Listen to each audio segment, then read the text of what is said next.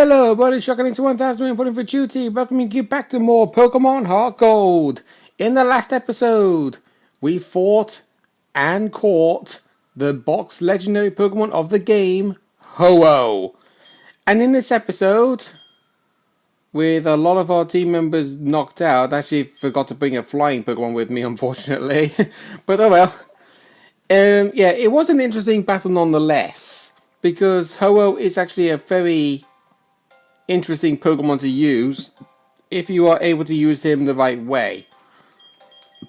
But this episode, with nothing else stopping us from doing what we need to do, we're going to be making our way towards the Elite Four.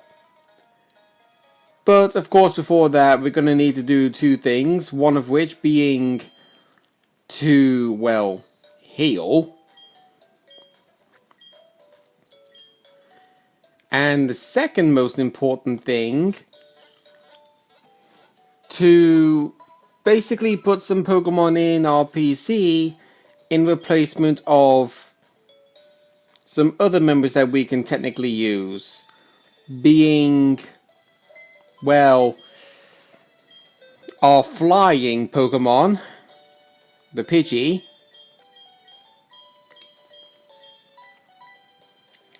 I'm going to put him in place for Gengar, roughly. And the bad Starfy, we're going to replace with the other Starfy, because we do actually require the moves Surf and Whirlpool for what's coming up. Just making absolutely okay, right, we'll put Typhlosion in front. Yeah, I just wanted to make absolutely sure that no Pokemon was too high of a level compared to the other one.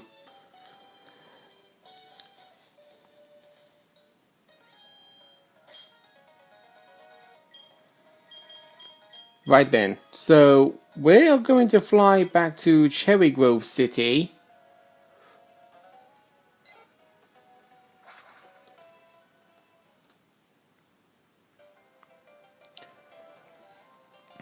And then I'm going to put Pidgey back in and take Gengar. Actually, no. No. I'm not going to take Gengar out. I'm going to take my other Starfy out. But I'm going to put my Starfy all the way down over there, and this Starfy up there. So that way I can tell the difference of which Starfy is good and which one's not good. Plus the fact that the bad one's level 20. Okay.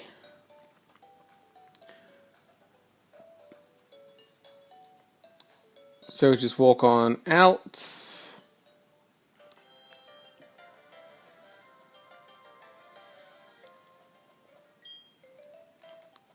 Right, Repel's effect wore off. Don't really mind about that because we're not going to be running into any grass on the way back to New Barktown, fortunately. I think we'll stop by Professor Elm, see what he has to say now that we caught the legendary Pokemon Ho-Oh. Ash, I thought the egg... Oh. Oh!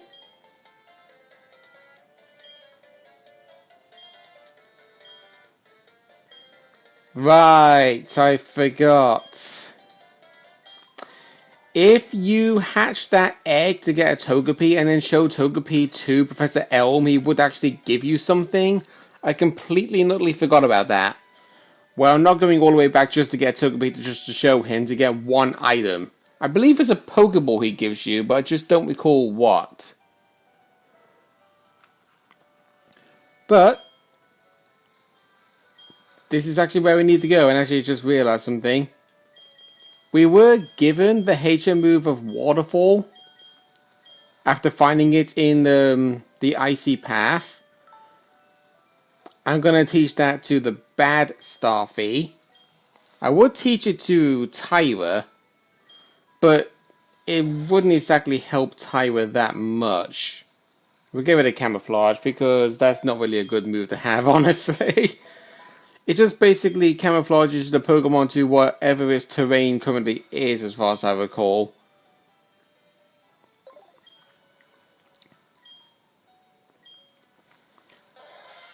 Okay, on we go. And we have entered Route 27, which actually is, if we meet this guy, hey! Do you know where you just did? You're taking your first step into Kanto. Check your Pokegear map and see. We will do just that. As you can see, he is not wrong. From New Bogtown all the way to the west, you get to explore the entire region of Johto. But here, Route 27, all the way around here, apparently this is all located in Kanto. Weird to say the least, because you would have thought that this still would have been Johto, but no. Because you can see, the Indigo Plateau, which actually is generally located in the Kanto region, is over there. And that's actually where we need to go.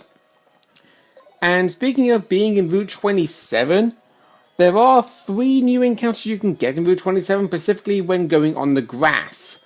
And while I'm surfing, I will go over them as best as I can. If you are playing HeartGold like me, prepare to be roughly disappointed, because you will get Sand Slash. Honestly, I don't need to go over this again. The most powerful level up move it gets by leveling up, there is a ground type move, is Sand Tomb. It is really slow, average stats, can get knocked out very easily. Let's just move on from that. That's all I can honestly say about Sand Slash. It is that bad. I do hate to be a negative person when it comes to these Pokemon, but I have to, because you can't say everything positive about certain things. You do have to have some negatives, and you can't really ignore them. But if you were playing Soul Silver, you can get Arbok. Arbok can be encountered in the Safari Zone, but this is where you will first normally encounter it in the wild if you chose not to bother going there. Arbok isn't really known to be a great Pokemon either. It's more a physical attacker with just average base stats. But with its HP and defenses not being too high, it's no surprise this Pokemon gets beat in one hit all the time. It even carries Shed Skin for the ability to cure any status condition given to it, but it is luck based. And that is an honest statement. And finally, in both games, another Pokemon that can be found in the Safari Zone, but you can also find it here at level 32. This is Ponyta. Ponyta evolves into Rapidash level 44, which is a lovely fast mixed attacker. Just make sure you don't get run away for the ability, as in battle it helps run away from wild Pokemon, but in a trainer battle it does absolutely nothing. Lyra's calling us once again. I'm just going to ignore that. But yeah, that's all the encounters in Route 27. We have actually made our way inside Tonjo Falls, and no, there are no new encounters in here. It's the same as always when it comes to all the other caves in Johto, really. It is a shame that the level of the wild Pokemon here are like level 20. Not exactly good for experience grinding, mind you. And, oh, we got a rock in our way. Okay, never mind. Just make our way down here. Hey, going down the waterfall sideways, that's a first. Yeah, usually you don't actually do that. I think this is actually... Yeah, I thought so. You can actually find yourself a wild Slowpoke here. Imagine if this was actually the very... Well, technically, this is actually the very first place we found a wild Slowpoke in this LP. But believe me when I say this, you can actually find them in Slowpoke Well, otherwise it wouldn't be called Slowpoke Well. And that is basically an understatement. And as stated obvious, when they come into caves, you're more likely to find yourself Rattatas.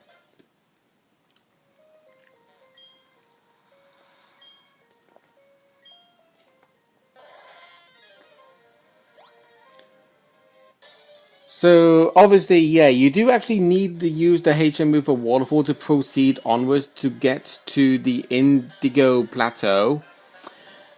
But you're probably thinking, why do you actually need the move for Whirlpool? Well, it's not really that important, but if you want to get good items, you can actually get them with the Whirlpool HM. In this house is the Route 27 Pokemon Center, as I would want to say. Or not. Okay, so this kind young lady here, she will actually judge how good your team is for the Indigo Plateau. She will always say that it looks great and they trust you completely, and she will give you TM37 Sandstorm.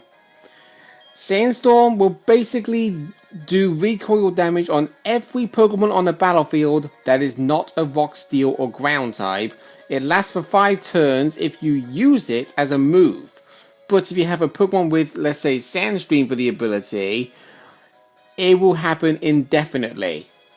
And there was actually one Pokemon in Johto that you could potentially find in the wild that carries this ability, and that is Tyranitar. But you find them as a Larvitar first. I don't actually recall where you find them. I think you might find them in the Safari Zone. I don't know. It's rare to see anyone come here. Are you training on your own? Could say that. Age Trainer Megan can be a trainer of interest because there are actually trainers to be... Oh, actually I just realised I didn't even battle all the trainers in Route 46. I'm going to have to remember to go back down there when I get the chance. But, yeah. You notice that throughout our travel, we haven't really noticed it because I've been battling them off camera. There are some trainers in Johto who you actually battle that has the second evolved form of the Kanto starters, being Ivysaur, Charmeleon, and Wartortle. I think there's a Wartortle trainer in Route 46, there's an Ivysaur trainer in Route 34, and a Charmeleon trainer in Route 38. I can say, I might be wrong, but that's what I'm assuming. But this trainer has a Bulbasaur that could easily be a Venusaur if it actually chose to evolve it. Second Pokemon is a Venusaur. Yeah, she has all 3 Pokemon of the Bulbasaur family. A Bulbasaur that's level 32, a Venusaur that's level 32, and of course the last Pokemon is going to be an Ivysaur. That's also level 32. Yep.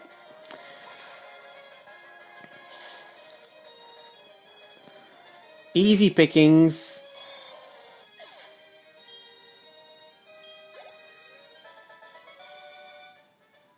Oh, yep, yeah. Tell me something I don't know. Right then, going further into Route 27. The Whirlpool is not here yet. Okay. Optional trainer that you can battle, just like that girl with the Bulbasaur family. I think this guy has... Oh, okay. I thought he had the Charmander family at first, but no, he's got a Magneton. I think it's a... Ooh. Sorry. Feeling something coming up my throat. But yeah, that's the first time actually battling a Magneton, and my word, what a waste of time he was. No, literally, of course. Quagsire. Ooh, okay. This is a good thing that we taught Solar Beam to Typhlosion here, because Pokemon like Quagsire are a big downfall for Typhlosion.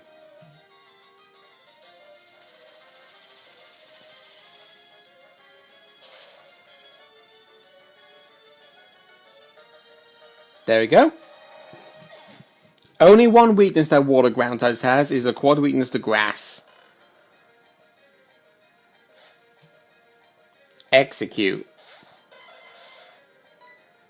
Right, okay.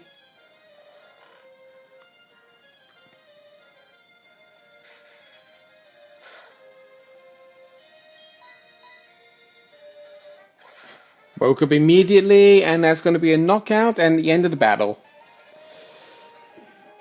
Once again, easy pickings. And I know I got enough time, but I think I'm going to call an end to this episode off early, just in case my mum decides to come back from her slumber, because her slumber normally goes on for about an hour, and she's already been out for 45 minutes. So I'm just taking safety precautions in case she decides to come back, because I don't really want any distractions when I do my recordings. So, we made our way out to Route 27, fought a couple of Pokemon trainers, and realized that there were some trainers I could have battled in Route 46 that I completely and utterly forgot about, which I probably might be doing off camera. Next time on Pokemon HeartGold, we're going to be traveling further into Route 27 en route to the Indigo Plateau. See you guys then.